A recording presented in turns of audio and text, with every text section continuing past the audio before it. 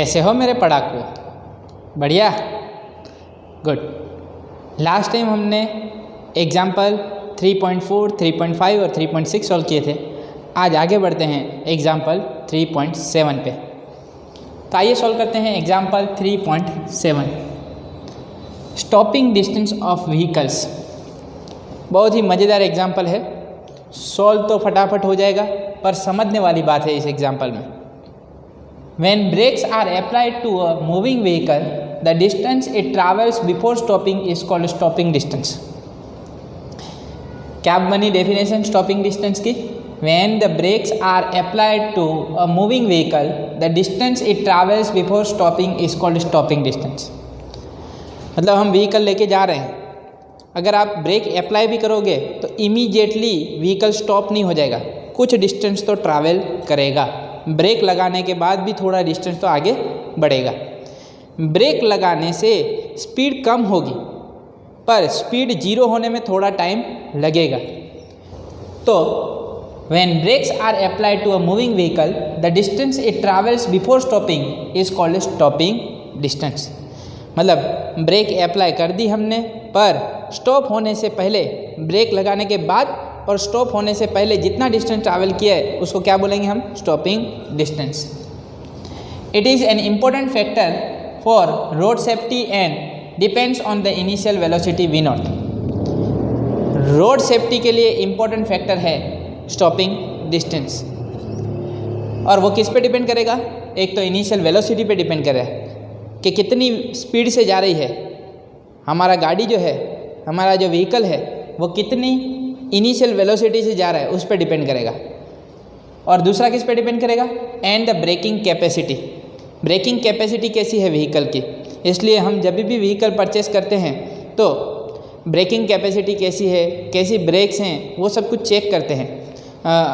अब तो जो है हम जब भी व्हीकल परचेस करने जाते हैं तो स्टॉपिंग डिस्टेंस वगैरह भी व्हीकल का पूछते हैं कि स्टॉपिंग डिस्टेंस क्या रहेगा।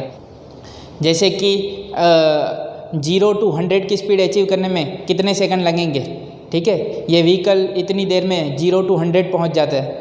तो ये सारी चीज़ें ध्यान रखते हैं, वैसे ही स्टॉपिंग डिस्टेंस का भी ध्यान रखना चाहिए। और deceleration minus a that is caused by the braking. एक तो इनिशियल वेलोसिटी पे डिपेंड करेगा, ब्रेकिंग कैपेसिटी पे डिपेंड करेगा, और थर्ड किस पे डिपेंड करेगा? डिसेलरेशन। डिसेलरेशन मतलब retardation. When brakes are applied, then velocity of the vehicle will decrease, and when velocity decreases, that is called retardation or deceleration. Derive an expression for stopping distance of a vehicle in terms of v0 and a. हमें stopping distance का formula obtain करना है। तो stopping distance का formula लाने के लिए हमें काइनेमेटिक इक्वेशन का यूज़ करना चाहिए। तो पहले ही हमारे दिमाग में 3 काइनेमेटिक इक्वेशन आ जाने चाहिए। तो 3 काइनेमेटिक इक्वेशन दिमाग में आ गए, ठीक। अब हमें स्टॉपिंग डिस्टेंस लाना है, तो 3 काइनेमेटिक इक्वेशन में से जिस फॉर्मूला में हमें डिस्प्लेसमेंट मिलता है उस फॉर्मूला को याद कर लेना चाहिए। तो 2 फॉर्मूला तुम्हारे दिमाग में आएंगे। एक तो है x = v0t + ½ at² और v² - v02 = 2ax। तो हमारे पास यहाँ पे टाइम की कोई वैल्यू दी गई नहीं है, तो v² - v02 = 2ax लगा देना चाहिए, right? Because here important factor for road safety, braking distance that is important factor for road safety, and it depends on initial velocity. Initial velocity आ गई, and the braking capacity and deceleration. तो deceleration भी यहाँ से मिल जाएगा, ठीक है। तो ये फॉर्मूला कन्वीनियंट रहेगा, v² - v02 = 2ax। जैसे ही हमने ब्रेक्स अप्लाई की तो वेलोसिटी कम होती जाएगी। जब व्हीकल स्टॉप हो जाएगा तो फाइनल वेलोसिटी क्या हो जाएगी, मुझे बताओ? व्हीकल स्टॉप हो जाएगा तो वेलोसिटी क्या हो जाएगी? 0। तो फाइनल वेलोसिटी यहाँ पे क्या बनेगी? 0। इनिशियली कुछ वेलोसिटी थी, तब आप लोगों ने ब्रेक अप्लाई की। इनिशियली कुछ वेलोसिटी से व्हीकल मूव कर रहा था और हमने ब्रेक अप्लाई की, तो वो वेलोसिटी क्या है? v02। तो -v02 = 2 acceleration a into distance traveled by the vehicle after applying brakes, that is ds. Therefore ds is equal to minus v naught square by 2a. ds is equal to minus v naught square by 2a. यहाँ पे acceleration जो है वो कैसा होगा, negative. हमें मालूम है कि वेलोसिटी कम हो रही है मतलब रिटार्डेशन, और रिटार्डेशन होगा मतलब एक्सेलरेशन क्या आएगा, नेगेटिव। तो जब हम न्यूमेरिकल सॉल्व करेंगे तो ये एक्सेलरेशन की वैल्यू हम क्या ले लेंगे, नेगेटिव। ठीक है, तो stopping distance d s is equal to minus v naught square upon 2a। ठीक है, तो ये हो गया स्टॉपिंग डिस्टेंस का फॉर्मूला। हमारे दिमाग में स्टॉपिंग डिस्टेंस की डेफिनेशन क्लियर होनी चाहिए। अगर डेफिनेशन क्लियर है तो इजीली आप लोग ये फॉर्मूला ऑब्टेन कर सकते हो।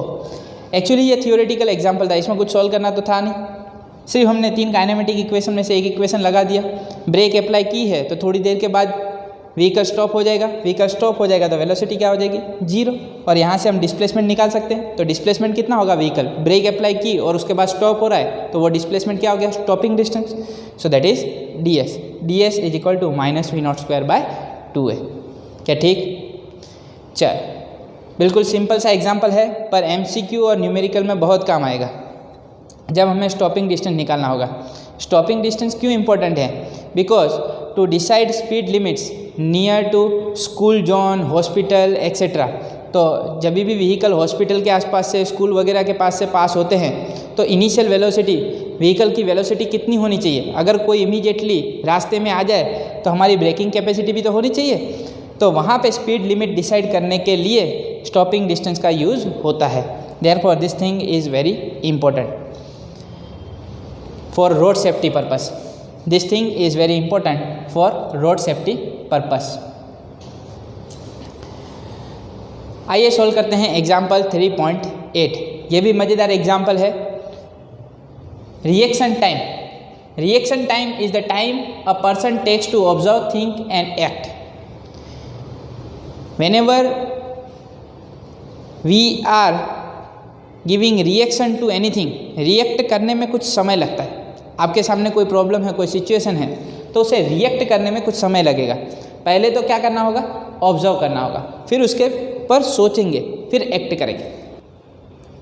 For example, when we are driving vehicle on any road and suppose someone comes in front of our car, then immediately we should apply brakes. But in that type of situation, first of all we observe the situation, then we think and immediately we apply brake. पर situation जो हो रही है उसे होने में, उसके ऊपर दिमाग को काम करने में और रिएक्ट करने में कुछ समय तो लगता है। उस समय को बोला जाता है रिएक्शन टाइम। कोई आया और एकदम से नहीं हो जाता, आया, हमने ऑब्जर्व किया और ब्रेक अप्लाई की, that is called reaction time.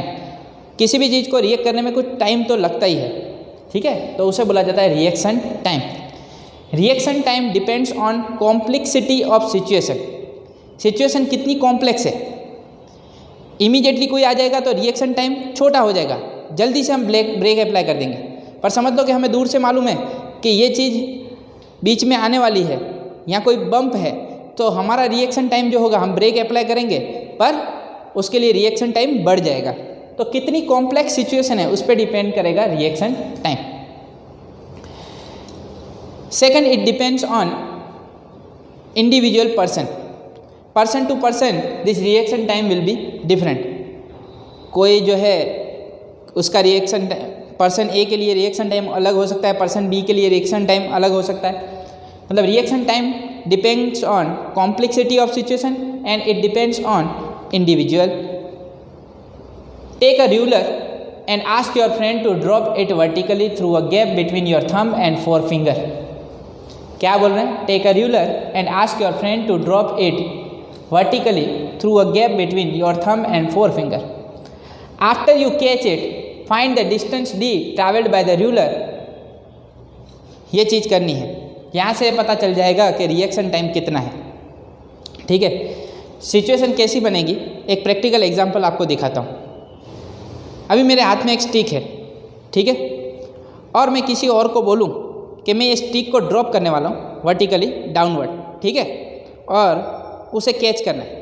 उसे नहीं मालूम मैं कब ड्रॉप करूँगा, ठीक है, पर मैं ड्रॉप करूँगा, उसका माइंड रिएक्ट करेगा और उसे कैच करेगा। उसके बीच में जो टाइम इंटरवल होगा उस टाइम इंटरवल को क्या बोला जाएगा? Reaction time. तो ध्यान से देखना, ये हो गया थंब, ये हो गई फोर फिंगर, यहाँ से ड्रॉप करें,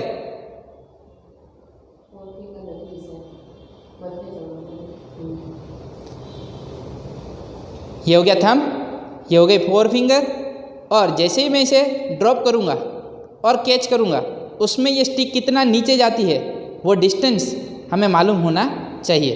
ध्यान से देखना, मैंने छोड़ा, क्या कुछ डिस्टेंस ट्रैवल किया स्टिक ने? फिर से देखो, यस और नो, कि इमीडिएटली मैंने पकड़ लिया, कुछ तो टाइम लगेगा रिएक्ट करने में, यस और no. So that time is called reaction time. So in a particular case D was found to be 21 centimetre. एक पर्टिकुलर केस दिया है, उसमें कितना डिस्टेंस नीचे जाती है? 21 सेंटीमीटर। जो डिस्टेंस ट्रैवल हो रहा है वो कितना है? 21 सेंटीमीटर। 21 सेंटीमीटर डिस्टेंस ट्रैवल होने के बाद दूसरा पर्सन जो है उसे कैच कर रहा है, ठीक। So that distance D was found to be 21 centimetre and estimate reaction time. Reaction time निकालना है, तो आइए रिएक्शन टाइम निकाल लेते हैं। एक सिचुएशन दी है और उसके लिए रिएक्शन टाइम निकालना है।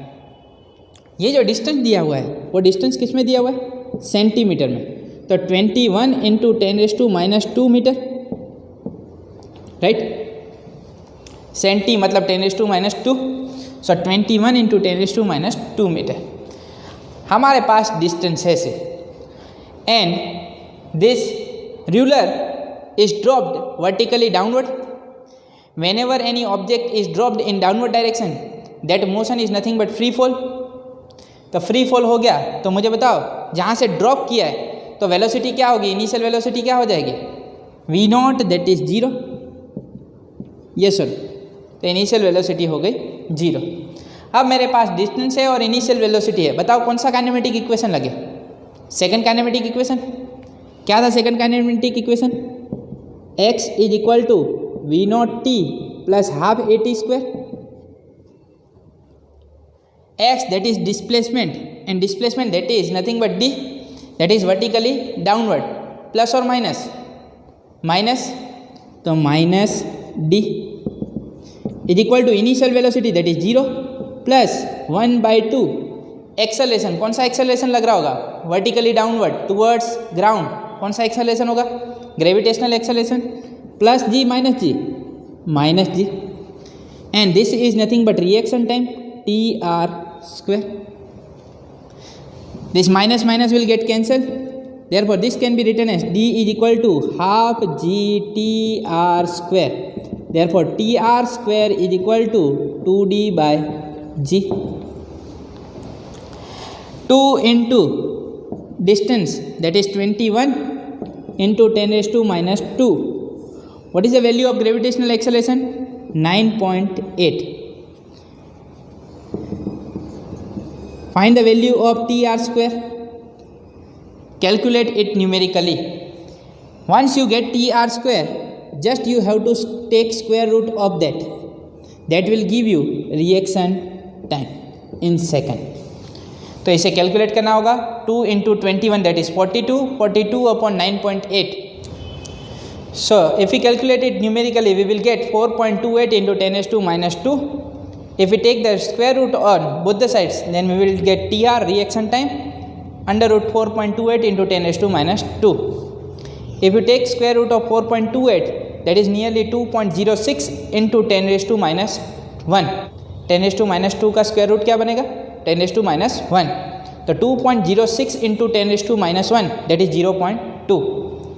So reaction time that is 0.2 second for particular case। For particular case reaction time that is 0.2 second। कुछ तो समय लगा, ठीक है, छोटा सा समय है, पर 0.2 second that is called reaction time. तो आज आप लोगों को कुछ नई चीज़ें सीखने को मिली। एक तो सीखने को मिला स्टॉपिंग डिस्टेंस और दूसरा सीखने को मिला रिएक्शन टाइम। काफ़ी मज़ेदार चैप्टर है ये, बहुत ही मज़ेदार एग्जाम्पल और न्यूमेरिकल हैं इसमें। तो अब हमने एग्जाम्पल 3.7 और 3.8 कर लिया है। आइए सॉल्व करते हैं एक्सरसाइज न्यूमेरिकल। आइए सॉल्व करते हैं exercise numerical 3.6। A car moving along a straight highway with speed of 126 km/h is brought to a stop within a distance of 200 metre. चलो अभी हम एग्जाम्पल में पढ़े, कौन सा एग्जाम्पल था? Example 3.7 braking distance that is stopping distance के बारे में हम पढ़े। तो स्टॉपिंग डिस्टेंस हमें दे दिया है, stopping distance ds is equal to 200 metre and car is moving with speed, मतलब इनिशियल स्पीड, ब्रेक लगाने के बाद तो स्पीड क्या हो जाएगी? 0। तो इनिशियल स्पीड दे दी हमें 126 km/h। What is the retardation of the car assumed uniform? चलो रिटार्डेशन फाइंड करना है, मतलब ए। रिटार्डेशन क्या होगा? यूनिफॉर्म एक्सेलरेशन मान के चलना है। And how long does it take for the car to stop? How long मतलब टाइम भी पूछ रहे हैं, कितना समय लगेगा स्पीड 0 होने में। चलो तो टाइम निकालना है और रिटार्डेशन मतलब डिसेलरेशन निकालना है। तो पहले तो हमें इस स्पीड को km/h में से मीटर/सेकंड में कन्वर्ट कर देना चाहिए। km/h में से किस में कन्वर्ट कर देना चाहिए? मीटर/सेकंड। ऐसा यूनिट में रखेंगे क्योंकि स्टॉपिंग डिस्टेंस किस में? मीटर में, तो इसे भी किस में कन्वर्ट कर देंगे? मीटर/सेकंड। तो V0 is equal to 126 × 5/18 metre per second. जब भी km/h में से मीटर/सेकंड में जाना है तो just you have to multiply by 5/18। 6 2 × 12 and 6 1 × 6, here 6 3 × 18, 3 7s are 21, 7 × 5 35 meter/second. So initial speed in meter/second that is 35 meter/second। चलो पहले निकालना है रिटार्डेशन, तो हम कौन सा फॉर्मूला यूज़ करेंगे? ds, स्टॉपिंग डिस्टेंस का फॉर्मूला। क्या फॉर्मूला था स्टॉपिंग डिस्टेंस का? ds is equal to -V0²/2a, और हमारा इंटरेस्ट है a में, तो a is equal to -V0²/2ds minus V0²। V0 कितना दिया? 35, तो 35²/2 into ds that is 200 metre. 35 × 35 that is 1225/200 × 2 that is 400 is equal to क्या बनेगा? एक्सेलरेशन कैलकुलेट करोगे तो -3.06 मीटर/सेकंड²। Here acceleration that is negative, it means retardation और डिसेलरेशन। नेगेटिव मिला है मतलब स्पीड कम हो रही है, क्योंकि क्या अप्लाई किया होगा? Brake. A car moving along a straight highway with speed of 126 km/h is brought to a stop. Brought to a stop means brake apply की होगी। तो within a distance of 200 metre, कितना distance travel किया? 200 metre. At the time, what is the retardation of the car? So retardation that is 3.06 meter/second²। Negative sign indicates retardation और deceleration, positive होता तो acceleration. ठीक,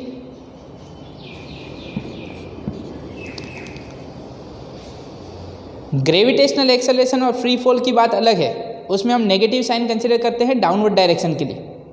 ठीक है, यहाँ पे -3.06 यह बता रहा है कि स्पीड कम हो रही है, राइट। तो उसमें आप मत मान लेना, क्योंकि ग्रेविटेशनल एक्सेलरेशन वो तो यूनिफॉर्म रहता है ग्राउंड का। अर्थ का क्या है ग्रेविटेशनल एक्सेलरेशन? 9.8 मीटर/सेकंड²। ठीक है, वो तो ऑब्जेक्ट ऊपर जा रहा होगा तो स्पीड कम होती जाएगी। ठीक है, मैक्सिमम हाइट पे हो जाएगी 0, फिर नीचे आ रहा होगा तो स्पीड बढ़ती होगी। तो वहाँ का कंसेप्ट अलग है। यहाँ पे जब हमने ब्रेक अप्लाई की है तो डिस्टेंस कुछ ट्रैवल करेगा और उसके बाद उसकी स्पीड क्या हो जाएगी? 0। तो स्पीड कम हो रही है, मतलब क्या हुआ? रिटार्डेशन। ठीक। And how long does it take for the car to stop? कितना समय लगेगा कार को रुकने में? टाइम निकालना है, तो टाइम निकालने के लिए हमें काइनेमेटिक इक्वेशंस याद कर लेने चाहिए। तो टाइम वाले दो काइनेमेटिक इक्वेशन थे, v is equal to v naught plus a t and x is equal to v naught t plus half a t square. पहला वाला ही लगा लेते हैं, v is equal to v naught plus a t. मुझे बताओ final speed क्या हो जाएगी, 0। Therefore 0 is equal to initial speed क्या है, कितनी रफ्तार से जा रही है कार, 35 मीटर पर सेकेंड, प्लस एक्सेलेरेशन, एक्सेलेरेशन कितना है, -3.06 into time. Therefore 3.06 into t is equal to 35, therefore t is equal to 35/3.06। इसे कैलकुलेट करोगे तो ये आंसर मिलेगा 11.4 सेकेंड। 35/3.04, 35/3.06 that is 11.4 second. तो दोनों चीज़ें हमें मिल चुकी हैं, रिटार्डेशन भी और टाइम भी। So this way we can solve exercise numerical 3.6। बहुत ही आसान है, काइनेमेटिक इक्वेशंस लगाने हैं और चीज़ें सॉल्व होती जाएंगी। कंसेप्ट क्लियर कर लो, कुछ भी नहीं है इस चैप्टर में। वेलोसिटी, स्पीड, एक्सेलरेशन, फिर 3 काइनेमेटिक इक्वेशन, इसी से पूरा चैप्टर बना हुआ है। खाली हमें साइन कन्वेंशन को ध्यान में रखना है। कंसेप्ट ये क्लियर होना चाहिए कि क्या बढ़ रहा है क्या कम हो रहा है, ठीक है। एक्सेलरेशन है, रिटार्डेशन है, फ्री फॉल का कंसेप्ट है तो फ्री फॉल वाले कंसेप्ट लगाओ, ठीक है। बॉल ऊपर जा रहा है, नीचे आ रहा है, ठीक है। और उसमें तो मैंने साइन कन्वेंशन कंसिडर करना सिखा दिया है कि जो भी चीज़ ऊपर जा रही है उसके लिए क्या कंसिडर कर लो, पॉजिटिव नीचे आ रही है उसके लिए क्या कंसिडर कर लो, नेगेटिव। और ग्रेविटेशनल एक्सेलरेशन हमेशा नीचे तो उसको क्या कंसिडर कर लो, नेगेटिव, ठीक है। तो वो साइन कन्वेंशन तो वहाँ फ्री फॉल के लिए, वर्टिकली अपवर्ड मोशन के लिए, वर्टिकली डाउनवर्ड मोशन के लिए, वो चीज़ें तो वहीं पे कंसिडर करनी है। पर जब ऐसे मूविंग व्हीकल के एग्जांपल होंगे तो हमें 3 काइनेमेटिक इक्वेशन के साथ डील करनी होगी। जब भी यूनिफॉर्मली एक्सेलरेटेड मोशन हो, एक्सेलरेशन कैसा होना चाहिए, कांस्टेंट, तब ये चीज़ें एप्लीकेबल होंगी। चलो एक्सरसाइज न्यूमेरिकल 3.6 मैंने कंप्लीट कर दिया है। चलो 2 एग्जाम्पल और एक न्यूमेरिकल सॉल्व कर लिया हमने। एक न्यूमेरिकल आप लोगों के लिए, I am giving you exercise numerical 3.17 in homework. Graphical question है, ठीक है। कौन सा दे रहा हूँ, exercise numerical 3.17 in homework. 3.17 solve करके रखना है आपको, ठीक है। At least you should write this 2 example and numerical in your notebook. ये नोटबुक में आप लोगों को नोट डाउन कर देना है। Exercise numerical 3.6 and example 3.7 and 3.8, वो दोनों एग्जाम्पल और ये न्यूमेरिकल आप लोगों को एक बार सॉल्व कर लेने चाहिए। With this I am ending today's lecture. मिलते हैं नेक्स्ट लेक्चर में, तब तक के लिए बाय बाय, थैंक यू।